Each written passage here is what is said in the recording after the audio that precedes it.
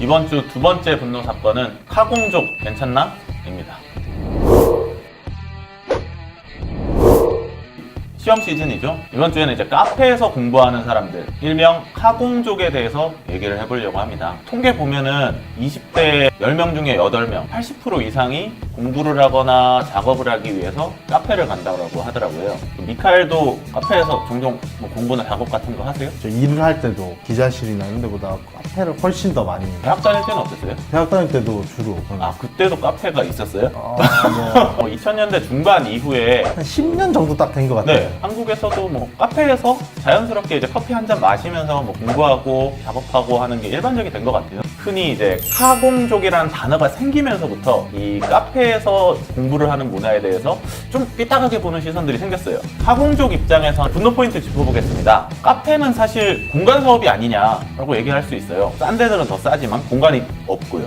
공간이 있는 데는 한 4,000원 넘는다고 볼 수 있는데 뭐 한 잔 두 잔이라도 매출을 올려주는 건데 뭐가 문제냐? 정당하게 돈을 냈고 뭐 나도 손님인데 왜 나를 카공족이라고 부르면서 삐딱하게 쳐다보느냐, 이게 분노 포인트입니다. 근데 문제는 이제 사람들이 막 줄을 서 있는데 막 그렇죠. 예를 들면 지금 뭐 블루보틀 거기 가서 지금 뭐 공부를 하겠다, 내가 돈을 냈으니까. 그건 상식적인 선에서 문제인 거고. 대부분의 카공족들 얘기를 들어보면 다들 양심이 있어요. 그 카페 주인 입장을 생각해서 한 2시간쯤 지나면 커피 한 잔 더 시켜서 먹고, 눈치 보이니까. 그리고 버리지도 않고 여기 2개를 쌓아놔요. 왜냐면 나는 2잔을 시켜 먹은 사람이니까 이 정도 일을 해도 된다. 네.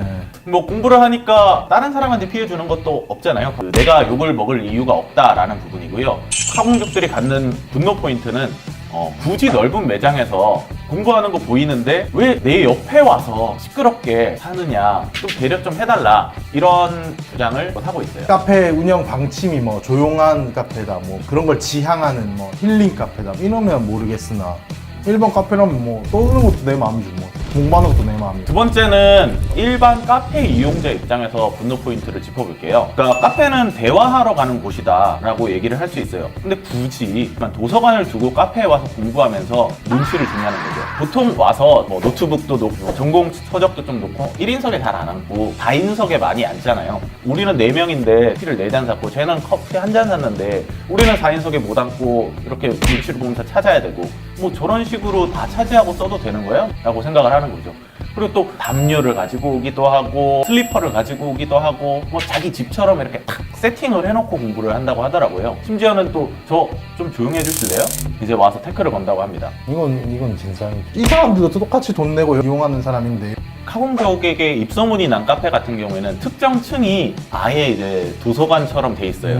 그런 글도 본 것 같아요. 그러니까 왜 굳이 2층에 자리인데 3층 올라서 시끄럽게 떠드냐. 3층은 공부하는 사람들인데. 그러니까요. 내가 3층 공기가 더 좋아서 3층에 가서 떠들든 2층에서 떠들든, 그게 무슨, 그걸 자기가 불만을, 그런 글을 올린 사람들이 저 같은 선량한 카공족들을 욕먹이는 거 아닌가 싶어서. 세 번째는 이제 카페 점주 입장에서도 글이 많이 올라와요. 수익이 나야 되는데 회전율이 너무 낮아져요. 보통 와서 공부를 하면은 3-4시간씩은 기본적으로 공부를 하는 손님들이 있으니까 이 사람들 때문에 손님들이 못 들어오는 경우도 있고, 공부하는 사람들이 너무 많으면은 여기서 대화하긴 좀 그렇네 하면서 나가는 사람도 있고요. 그리고 또 좀 예민한 카공족들 같은 경우에는 또 카페 요구하는 게 많아요. 음악이 너무 시끄럽다. 음악을 줄여달라. 선곡이 마음에 들지 않는다.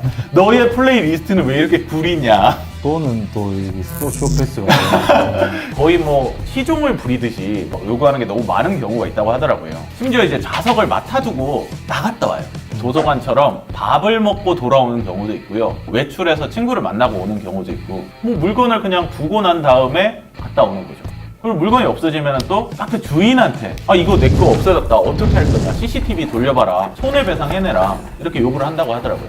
그러니까 일부 점주들이 노 스터디 존이라고 하죠. 노 키즈 존처럼 스터디를 못하게 하거나 콘센트를 없애는 이유가 이런 데 있는 거죠. 애매하긴 하지만, 이렇게 진상 부리는 거는 카공족이 아니라 누구라도 저렇게 진상 부리면 좀 예의가 없는 거라고 생각하고, 사실 전 점주들이 이렇게 화가 날 수는 있으나 이렇게 뭐라 하는 게 정당한지 사실 잘 모르겠어요. 커피를 그렇게 비싸게 주고 파는 거는 또 맛만 파는 게 아니라 그런 거 다 고려한 거잖아요. 역시 미카엘 연구원도 카공족이네요.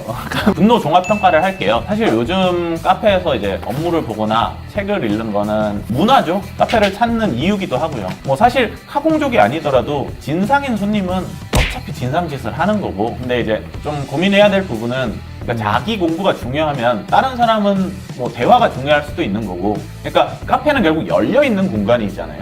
그리고 또한 상업 공간이기도 하고, 공부를 하는 건 역시 돈을 냈으니 자유예요.